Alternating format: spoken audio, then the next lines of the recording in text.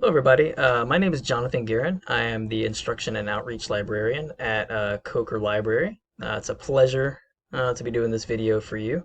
On the screen right now is just my email address if you need to contact me personally with any questions, and then also the reference email, which will get you in contact with both myself and the library director, Todd Ricks. So that's a really good way to kind of get your question in front of multiple eyes. We may get to it a little quicker. I'm usually pretty on top of my emails, so I usually respond fairly quickly, as long as it's during the day. If it's in the evenings, it's touch and go. Um, but you are more than welcome to just contact me personally if you prefer that, if you're more comfortable with that, or you can contact both of us. But there's your information right there. So what we're going to do in this video is I'm going to take you through how to find the JSTOR database on our website, and then also how to search it. So mostly I'm going to be focusing on how to search it specifically in terms of art and art history.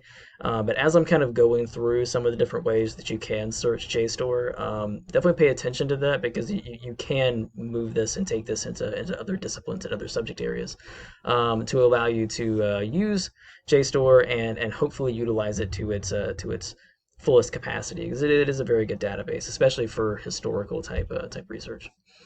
So what we're going to do so we're going to go to the library website, and what you're going to want to do is make sure you're going to library.coker.edu. And once you're here, there's a couple of different ways that you can access databases. You can hover over this and just click databases, or you can scroll down to the bottom, click that. It's going to take you to the exact same page. So if we just go here, click this, it's going to bring you to this A to Z database page. So what this is basically just set up with is going to give you all the subject specific databases, all the other types of databases like newspapers, magazines, all that. This is your one-stop shop to access all of those. To get to JSTOR, the easiest way, just go to J. And it's going to be the only one there. It's the only J database we have. Super easy, easy piece. So you just go here, click that, and it's going to take you to JSTOR home. So as long as you are accessing it through our website, and if you're on campus, it should automatically bring you to this page. You'll see up at the top here where it says access provided by, so that's where you know that you have at least signed in using our access. So you should have full access to all of the articles, all the different things that are available on JSTOR. If you are off campus, when you try to access this, you may see a little box kind of over here in the corner. The screen's going to be completely white. It'll be like a purple box. I think you've probably seen it before, but it'll ask you for your sign-in information. And what you'll do is you'll use your Coker sign-in information up there. So use your Coker username, your Coker password, and that should give you direct access to this database. And then it'll bring you to this page. So once you're here, there's a couple of different ways that you can go ahead and start browsing. Go ahead and start doing this. You can scroll all the way down and just go by subject. What that's going to do is that's going to show you all of the different subject-specific areas that JSTOR has articles listed under. You can also, again, just go ahead and type in your research topic here, especially if it's just like a one-word kind of topic. You can kind of do that there, and what that's going to do is it's going to give you a very overview, kind of overall results feedback from articles and stuff through JSTOR. That's going to maybe give you a little bit too much of an overload in information, so I probably wouldn't recommend doing that right off the bat. Unless you're just really wanting to get a lot of information and just kind of weed through it. You also have an advanced search option, which is going to probably be the best option, especially if you're just going to do keyword searching and not really go very subject specific. This is where it's going to give you multiple keyword options here, so you can put in multiple keywords to really help narrow and focus the search the way that you want to search it.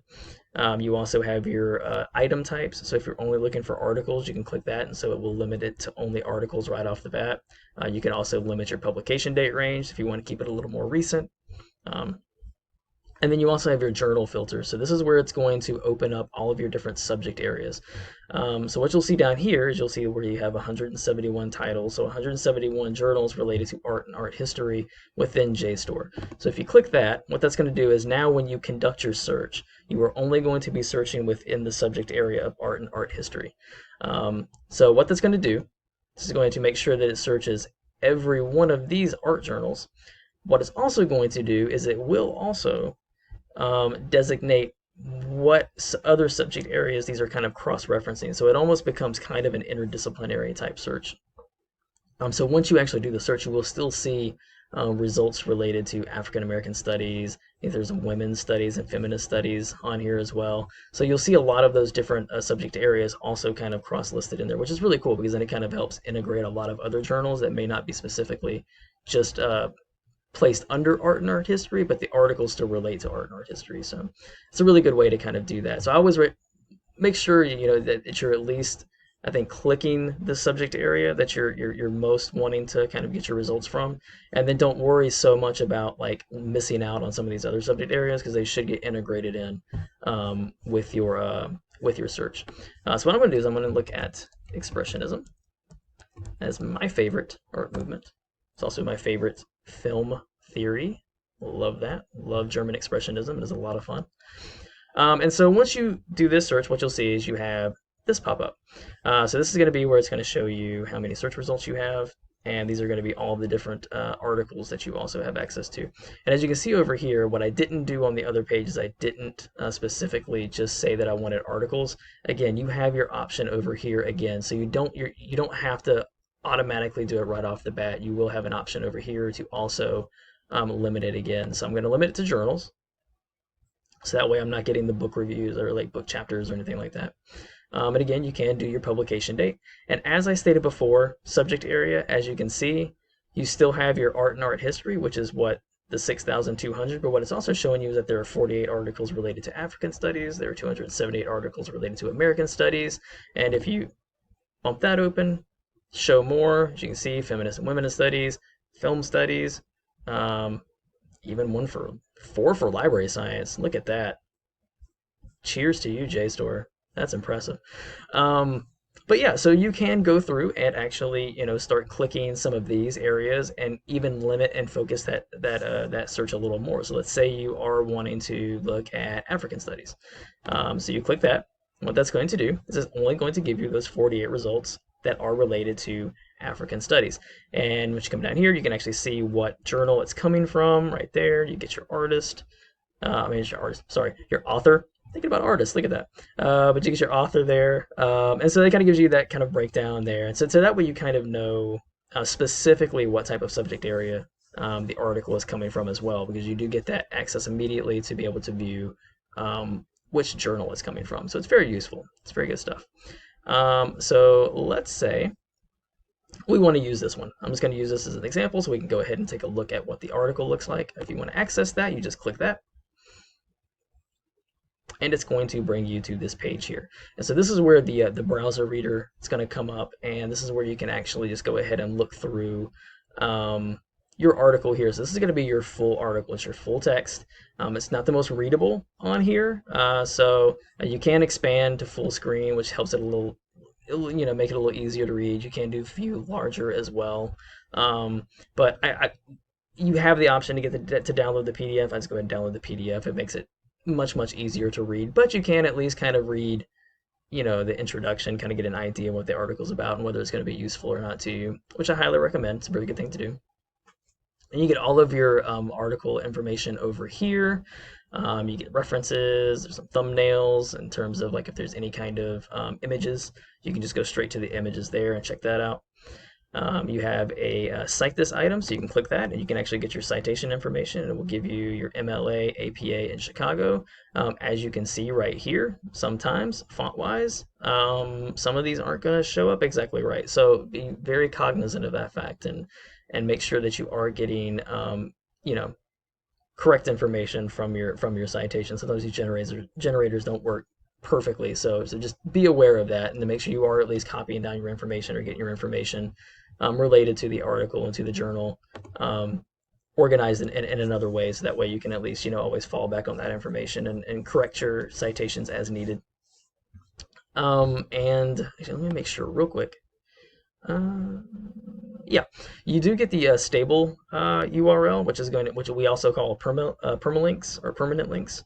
And what that's going to do is that's going to be the actual URL that you're going to need to get back to this exact article on this page. This URL up here in this bar, it is trash. once you cancel out of this browser, once you cancel out of this session, it will not bring you back here. It's just going to bring you back to a cannot read page or a failed page or whatever.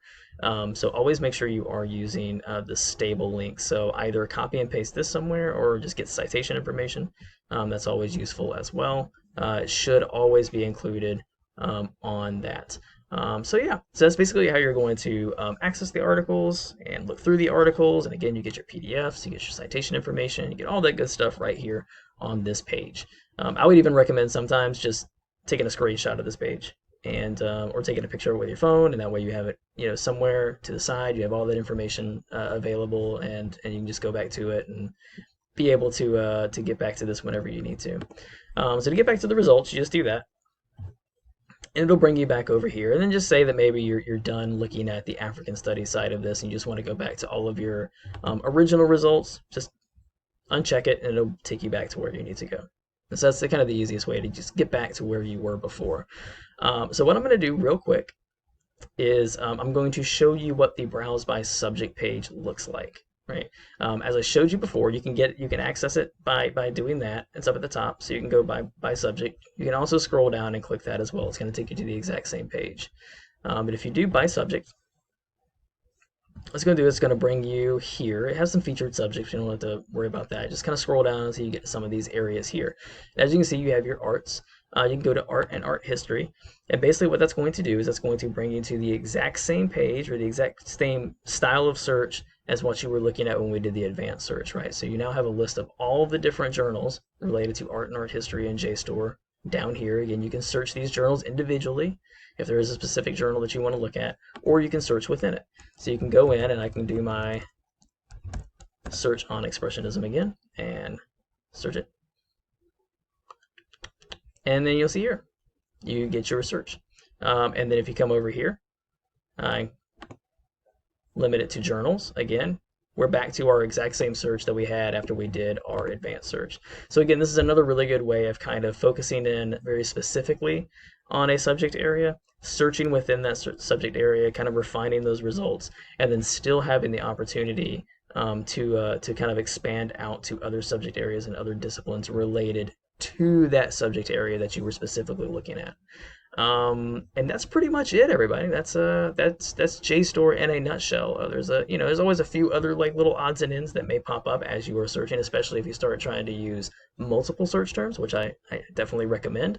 But for the most part, it should work as advertised. And if it doesn't, that's where we would just come back to this handy dandy little Google Doc that I put together with our information. And so if you do have any questions or any concerns or anything pops up that shouldn't be popping up or happening that shouldn't be happening, and you need to contact us, there's your information again. Again, my name is Jonathan Guerin, and it was a pleasure to do this video for you. And yeah.